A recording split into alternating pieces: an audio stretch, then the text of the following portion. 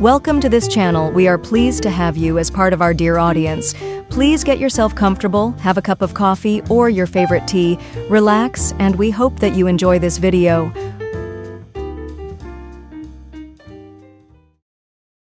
Welcome back to the deep dive. Today, we're going to try to tackle a topic that I feel like is just everywhere these days, and that's intermittent fasting, or IS, as the cool kids call it. You know, we've got a really solid starting point thanks to you. The Healthline Beginner's Guide that you provided is great, and that recent research from Nature Medicine looks really fascinating too. Yeah, there's so much buzz around IF right now, it seems like, but I think we can definitely go deeper than just like the usual skipping meals stuff you see everywhere online, you know. Totally. And for anyone just joining the conversation, maybe just starting to learn about this stuff, let's just take a second to define intermittent fasting. Like, it's not about what you eat, it's about when you eat right. That's the basic idea. Yeah, that's what sets it apart from like your typical diets. It's this whole strategy of cycling between windows of eating and not eating. Right, and there are all these different ways to do it. Like Healthline talks about 168, 5.2, eat, stop, eat. Is it just like personal preference, do you think? Or is there one that kind of comes out on top? I mean, honestly, it really comes down to what works for you and your lifestyle. You know, some people really like the structure of the 168 method, like clockwork, you know, but others need more flexibility. So 5.2 might be a better fit. That Nature Medicine research, though, like one really focused on time-restricted eating, which is kind of like IF, but you're narrowing down that daily eating window. Yeah, that's the one that I was really curious about. It seems like you're saying when you eat is just as important as like how long you're fasting. Yeah. But before we get into all that, like, why is fasting even a thing? Like, what's going on inside our bodies when we do this? Well, a lot of things, actually, and it's all happening at the same time, which is what makes it so interesting. Like, first off, you've got your human growth hormone levels going up, HGH, you know, and you mentioned earlier that you were interested in the brain benefits of IF, and it turns out HGH might play a part in that. Oh, really? I always thought HGH was mostly about building muscle and burning fat. It is, but research is suggesting it also helps with how our brains work and might even protect us from those neurodegenerative diseases, you know, the scary ones. Nature Medicine didn't look at brain health specifically, but it's something I'm definitely keeping an eye on. That is so cool. Okay, so we've got HGH increasing, which could be good for our bodies and our brains. What else happens when we're fasting? Well, your insulin sensitivity gets better and your insulin levels actually go down, which means your body gets way better at using glucose for energy. And when your insulin is low, your body can more easily use stored fat for fuel. So it's not just about like eating less. It's about changing how your body uses energy, right? Remember when I first learned about insulin sensitivity, I was like, what is this? If you had to explain it to someone who's never heard of it before, how would you break it down? Okay, imagine insulin is like a key that unlocks the doors to your cells so glucose can get in when you're insulin sensitive. Those keys work perfectly, but when you're insulin resistant, it's like the keys get all rusty and you need way more insulin to unlock those doors.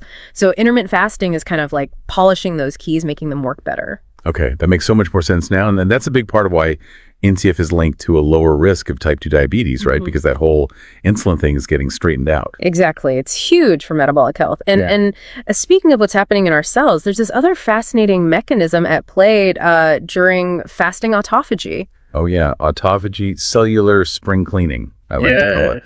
But I'll be honest, I don't really get how it works. It seems complicated. It is pretty complex, but think of it like this. When you fast rail, your cells basically go into recycle mode. They break down all those old damaged parts, like decluttering, you know, and then reuse those materials to build fresh, new, healthy cells. Okay, that's a much better way to think about it. Yeah. So it's not just about like giving our digestive system a break. Yeah. It's like giving our cells a chance to renew themselves. Exactly. And there's evidence that this process, autophagy, might help protect against age-related diseases and even cancer. Wow, that's amazing.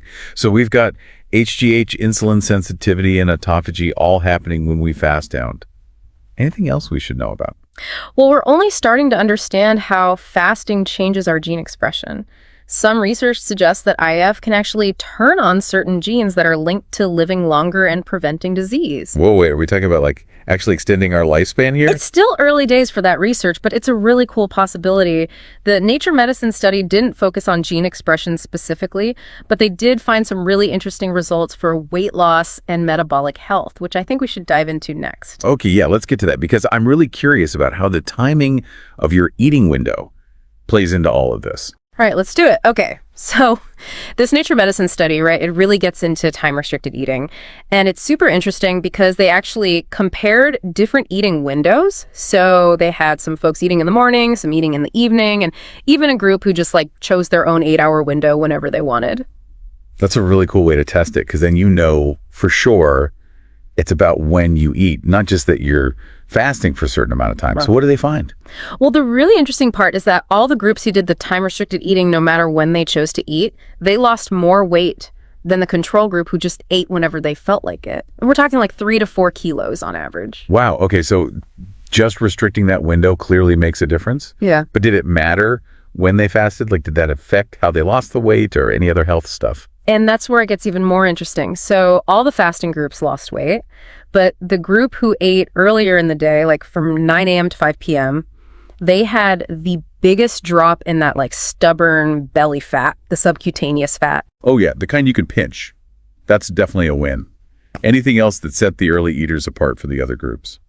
Yes, actually, the early eaters also saw some really good improvements in their fasting glucose levels and their overnight glucose levels compared to the other groups, which is a big deal for metabolic health and could help prevent type 2 diabetes, you know? Right, because if your blood sugar is more stable, then your body isn't on that crazy insulin roller coaster all the time. I'm seeing how this all ties back to what you were saying before about insulin sensitivity getting better during a fast. Exactly. And this is where we get into the whole thing about our natural circadian rhythms, those internal clocks, you know, and how they affect everything from digestion to hormones. Okay, remind me how circadian rhythms fit into all of this. Well, basically, our bodies are designed to be active and eat during the day and then rest and repair at night when we mess with those rhythms by eating at weird times or having late night meals. It throws off our whole metabolism. So eating in sync with those natural rhythms could actually like boost the benefits of IF. That makes a lot of sense, especially with those results from the early eating group in that Nature Medicine study. Exactly. And even though this study focused on people who were overweight or obese, I think that idea of aligning your eating with your circadian rhythm is a good principle for everyone you know. Yeah, I agree. It's like giving your body the right signals at the right time. So we've got this research showing that early time-restricted eating could be really effective for weight loss, reducing belly fat, and improving blood sugar control. What's like the biggest takeaway for you from this study? Like the thing that really got you thinking? I think what really sticks with me is just how much we still have to learn about IF. Yeah. You know, this study looked at weight loss and metabolic health, but there's so much more research coming out about other potential benefits like brain health, longevity, disease prevention. It's really exciting. Yeah, you mentioned before how interested you are in the impact fasting has on our genes. It's like we're just scratching the surface of understanding how this affects us on a cellular level. Exactly. And that's what makes this field so fascinating. But, you know, we've talked a lot about the good stuff, but we should also be real. IF isn't magic and it's not for everyone. All right. Safety first, always. Mm-hmm. I think there are a lot of misconceptions out there about IF. Should we try to debunk some of those before we wrap up? All right, let's do it. What are some of the biggest myths you hear about IF? Oh, man. Where do I even start? I think one of the most common ones I hear is that if you skip meals, you're going to totally mess up your metabolism and end up gaining weight. You know, like it'll just go into starvation mode. Yeah, I've heard that one too, but that doesn't really seem to line up with what we've been talking about. Right. It's a common worry, but actually it might be the opposite. That's true. Like when you do short-term fasting, the kind we've been discussing, it can actually speed up your metabolism for a bit because of those hormonal changes we talked about. You know, the increase in HGH, the decrease in insulin, and that surge in norepinephrine. Okay. But I can see why people would think that, because you always hear about eating frequently to like keep your metabolism going. Yeah, and that gets misinterpreted a lot. It's not really about how often you eat. It's more about the total calories you're taking in. You know, whether you're eating 3 meals a day or doing IF, if you're constantly eating more calories than your body burns, you're probably going to gain weight. That makes sense. So it's not like you get a free pass to just eat whatever you want during your eating windows. Definitely not. It's all about working with your body's natural rhythms, not trying to force it into some crazy pattern, you know? Another one I hear a lot is that IF is just another fad diet. Like it's too extreme and no one can actually stick with it long term. Yeah, I don't even really think of IF as a diet in the traditional sense. It's more like a way of eating, you know, structuring your meals to maybe get some of those metabolic and hormonal benefits we've been talking about. And as for whether it's too extreme or unsustainable, it totally depends on the person and what method they choose. Like that time-restricted eating that the Nature Medicine study looked at, It seems pretty doable, right? You just pick a certain window to eat each day and then fast the rest of the time. Exactly. And some people already kind of do IF without realizing it. Maybe they're just not hungry in the morning or they like to eat dinner early. It's all about finding what fits into your life, Okay, last myth I want to tackle. I've definitely heard people say that IF means you have to starve yourself, and they worry about feeling weak or lightheaded or just hangry during their fasts. Yeah, that's definitely something to be mindful of, and it's why it's so important to listen to your body. Like, the goal isn't to make yourself miserable or feel deprived. It's about paying attention to your eating patterns and giving your body good, nutritious food during those eating windows. I think some people get the idea that IF is all about deprivation, when really it's about being more intentional and strategic about when you eat. Exactly. And if you're finding that you're super hungry or tired or just can't think straight during your fasts, it might be a sign that you need to switch things up, or maybe IF just isn't right for you right now. That's really good advice. Okay, Yeah. So we've debunked some of those myths now. I'm curious, for someone who's interested in trying IF, where do they even begin? First things first, talk to your doctor, especially if you have any health conditions or take any medications. They can help you figure out if UHA is safe for you. Always good to check in with your doctor. Right. Once you get the all clear from them, start slow. Don't jump into a 24-hour fast or anything crazy like that. Maybe just try extending your overnight fast a little bit, push back breakfast an hour or have dinner a bit earlier. Yeah, ease into it and see how your body feels. Exactly. And make sure you're drinking plenty of water throughout the day, especially when you're fasting water. Herbal tea, even black coffee can help if you get hungry and keep your energy up. What about the food you eat during your eating windows? Any tips there? Focus on foods that are packed with nutrients and will keep you feeling full and energized. Lots of fruits and veggies, lean protein, healthy fats, complex carbs. So it's not about cutting out entire food groups or going on some crazy restrictive diet.